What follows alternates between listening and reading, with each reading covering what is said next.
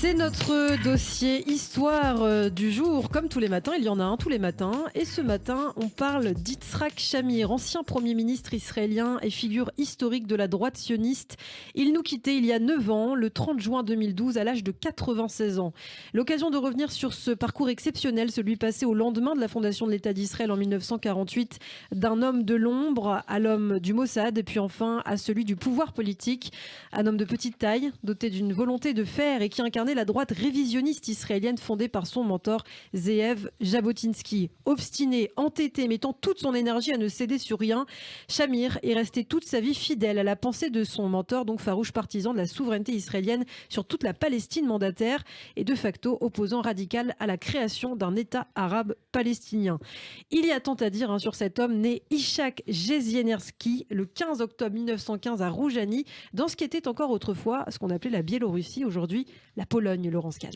Et on peut le dire, Yitzhak Shamir, très tôt déjà, grandit avec des idées politiques très fermes. À Varsovie, là où il vient faire des études de droit, il est marqué par de nombreux actes antisémites de l'immense partie de la population polonaise. Il adhère ainsi au mouvement sioniste du Bétar, créé par Vladimir Zeev Jabotinsky.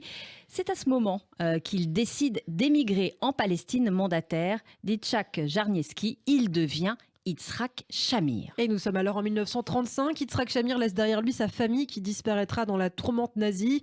Une tragédie qui le marquera profondément alors qu'il rejoint plus tard en Palestine mandataire l'Irgun, puis le groupe Stern, plus radical encore, ce qu'on connaît aussi sous le nom du Lehi, est guidé par Avraham Stern, une faction qui souhaitait réorienter en fait la lutte armée contre les Britanniques qui avaient rompu leurs promesses suite à la déclaration Balfour. À cette période, de nombreuses attaques sont menées contre les Anglais et se poursuivront jusque dans les années 50. Au sein du groupe Stern, Yitzhak Shamir se fait alors appeler Michal, nom de guerre qu'il choisit en hommage à l'Irlandais Michael Collins, chef historique de l'IRA, en lutte alors contre les Anglais. En 1941, Yitzhak Shamir est arrêté puis emprisonné par les autorités britanniques. Détenu alors dans un camp de détention militaire en Palestine, il réussit à s'enfuir en septembre 1942 et devient le nouveau chef du Lehi qu'il réorganise. Avraham Stern, en fait, le fondateur du mouvement, avait été abattu quelques mois plus tôt en février par les Anglais.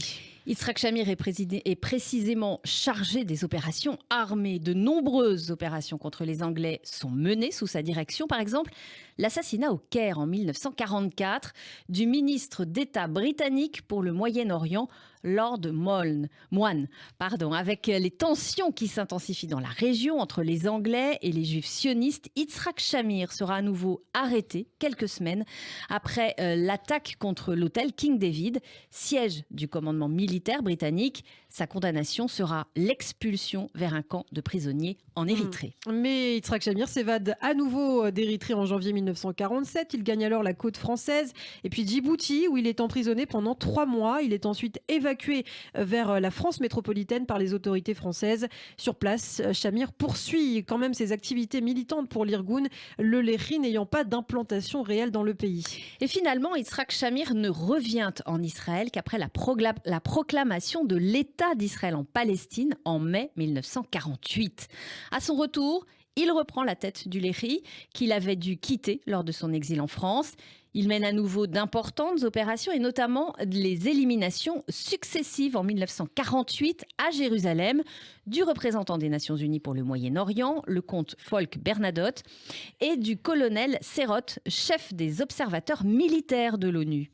Et il faudra attendre encore quelques années pour qu'Yitzhak Shamir se fasse à un véritable nom. Avant d'ailleurs d'entrer dans l'arène politique, il rejoint de 1955 à 1965 pendant 10 ans les services secrets israéliens, le Mossad.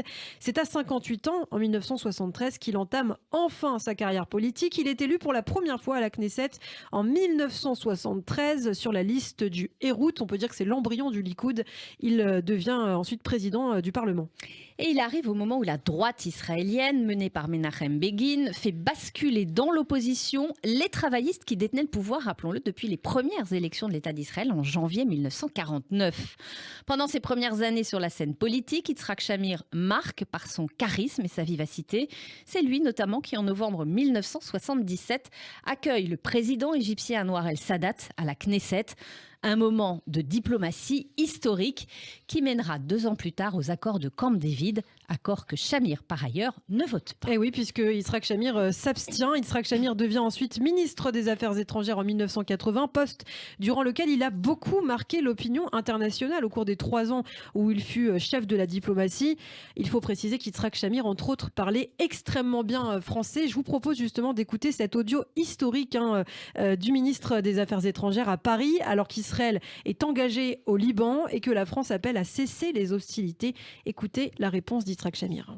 Ces différences d'opinion entre nous et la France nous obligent de continuer ce dialogue afin d'expliquer nos positions, de convaincre et, s'il sera possible, de réduire les différences de vie entre nous et la France. Quand est-ce que l'armée israélienne sortira du Liban?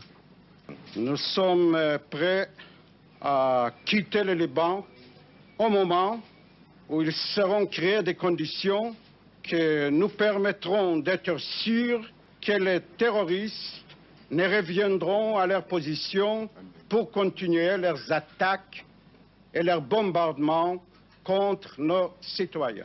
Yitzhak Shamir en français en 1982. Sa popularité grandissante, il deviendra enfin Premier ministre de l'État d'Israël en 1983 à la démission de Menachem Begin, brisée par le fiasco de la guerre du Liban.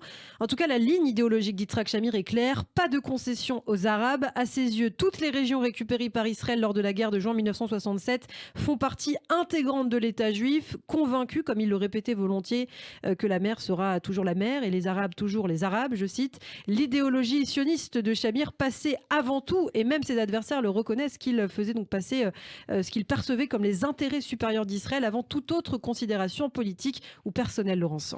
Oui, mais d'autres problématiques préoccupent les Israéliens, et notamment l'économie. Pointé du doigt pour son incapacité à maîtriser l'inflation qui grimpe dans le pays, il ne sera pas réélu. Un nouveau gouvernement de coalition, pas d'accord de rotation sera mis en place et sera dirigé par Shimon Peres. Et oui, déjà les accords de rotation étaient en place, mais ça c'était sans compter sur la détermination de Shamir, qui sera finalement réélu Premier ministre en 1986, une nouvelle fois réélu en 1988 également, toujours dans l'accord de rotation avec Shimon Peres, mais les deux hommes ne peuvent visiblement s'accorder. Oui, car Shamir refuse les négociations avec Yasser Arafat en 1987, réprimant la première intifada. La tension est telle que le secrétaire d'État américain d'alors, celui du président George Bush, James Baker, excédé par l'intransigeance d'Yitzhak Shamir, rappelle à la télévision le numéro de téléphone de la Maison-Blanche, demandant ironiquement à Yitzhak Shamir de l'appeler quand il aurait sérieusement l'intention de faire la paix. Et c'est donc en 1990 que le parti travailliste de Shimon Peres quitte le gouvernement et laisse Yitzhak Shamir avec une faible majorité. Afin de pouvoir reprendre le poste de Premier ministre, Yitzhak Shamir, on le voit, tente alors de modérer son image de dur du parti et va prendre plusieurs décisions controversées. Et oui, beaucoup de choses se réalisent en cette période. En 1991, le gouvernement Shamir prend part notamment aux négociations de Madrid pour un règlement du conflit avec les Arabes. Il ordonne la même année l'alia de milliers de juifs éthiopiens, connue sous le nom d'opération Salomon. Et durant ce mandat, sous la pression des États-Unis, Shamir accepte également à contre-cœur de ne pas riposter aux frappes de missiles irakiens tirés vers Israël durant la première guerre du Golfe, ce qui lui coûtera sa place. La décision provoque immédiatement la démission de plusieurs partis de la majorité et donc la chute de son gouvernement. Il redevient alors simple député du Likoud après la défaite de son parti aux élections législatives de 1992, remportées par les travaillistes. Dans l'opposition, il s'oppose aux accords d'Oslo en 1993, qu'il qualifie d'erreurs stupides. Et puis il se retire définitivement de la vie politique en 1996. Et il commençait alors à souffrir de la maladie d'Alzheimer et ne reconnaissait plus personne depuis plusieurs années. Yitzhak Shamir décède finalement le 30 juin 2012, donc dans sa maison de retraite à Herzliya, au nord de Tel Aviv. Il sera inhumé au cimetière du Mont Herzl à Jérusalem. Et le Premier ministre Benyamin Netanyahou salue immédiatement la carrière de cet homme, issu, je cite, de cette merveilleuse génération qui a créé l'État d'Israël et lutté pour le peuple juif.